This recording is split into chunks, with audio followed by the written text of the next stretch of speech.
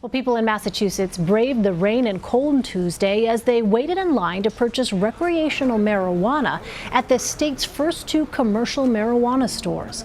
The stores are the first to operate on the East Coast. Voters in Massachusetts approved legalizing recreational weed back in 2016. Lawmakers said the 2-year delay in opening pot shops was because of safety and supply concerns. Earlier this month, Michigan became the latest state to approve recreational marijuana. That means there are now a total of 33 states which have approved some form of legalized pot, whether recreational or medicinal. With a growing number of states legalizing marijuana, lobbying efforts are also increasing. In the past 5 years, annual spending by lobbyists has soared from under $500,000 to more than $2 million. Nushin Rashidian is in Los Angeles. She's the co-founder and editor of Cannabis Wire, a news organization covering marijuana legalization across the country. They recently published a 4-part series exploring the rise of marijuana lobbying and legalization efforts. Nushin, thanks so much for joining us. Thanks for having me. So what are some of the priorities for the marijuana lobby right now? Well, right now you've got big businesses, so they have business priorities. They're looking at getting, fair taxation that other businesses can get, getting the same deductions other businesses can get, which they currently cannot have under federal law. They're looking for access to banking, and as the industry grows, the industry is going to look out for the industry, which makes sense. But that, what our series raises a question of well, then what happens to criminal justice priorities? What happens to sort of the original sort of reasons for legalization? And one of the articles in your series looks at how cannabis legislation would pass in Washington and says, quote, the cannabis debate in Congress is beginning to be reshaped along GOP-friendly lines. What exactly does that mean?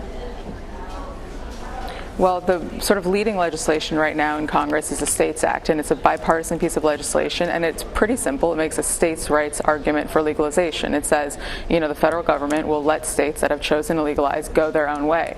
It's very simple. It's GOP friendly, and right now the industry priorities and the GOP priorities are very aligned in that it's federalism and free markets, which is again, good for business, good for the industry. But again, they're not putting the same sort of millions of dollars they're putting towards those priorities toward making sure that when the industry does come along, when it does grow, that those harmed by prohibition, those who face arrest for these same activities, that those individuals have a fair shot. Well, what other new types of marijuana-related legislation are we seeing now? Well, so we've got Cory Booker's got the Marijuana Justice Act, which actually goes pretty far. It punishes states that continue to arrest cannabis consumers, people who possess cannabis. And so really the series just asks, if we take a states' rights approach to cannabis, versus a criminal justice approach to cannabis, you look out 5-6 years, what does that look like? And, and are people left behind essentially in states like, let's say, Alabama, where there's extreme racial disparity in arrests, and they may not choose to legalize for up to a decade. Can you talk a little bit further about that? What are the broader implications, you think, of some of these lobbying efforts that are taking place now? Well, it's really just a changing conversation. It's like if, when we were first seeing states legalize, the arguments that they were coming out with were saying, people are getting arrested for cannabis possession, blacks are getting arrested more than whites for comparable use rates, and now the arguments for legalization are, wow, look how much tax revenue we can get, look how much money these businesses are getting, and so it's really just a shifting conversation. Well, what about Jeff Sessions? He was strongly opposed to legalization efforts. How does his ouster by President Trump factor into legalization efforts? I think it removes sort of a bit of a threat. I think everybody was wondering since January he rescinded the Obama-era protections for legal states. People were wondering, well, what does this mean? I think that before he left, he appointed Billy Williams as the head of his marijuana task force. Billy Williams has been very vocal about sort of certain states' dysfunction and regulation. So I don't think it changes the conversation too much. I think that people are happy to see him go, but I don't think that the DOJ strategy in terms of making sure that even state legal cannabis businesses are abiding by state law, I don't think those priorities will change. So I think it's mostly just a symbolic ouster. Well, as we've talked about, cannabis lobbying has grown rapidly in the last few years. How do you see it growing in, say, the next 5 years or so?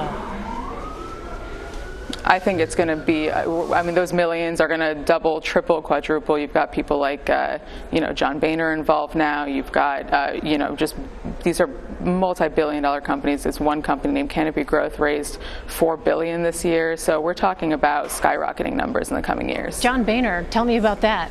Former Speaker of the House.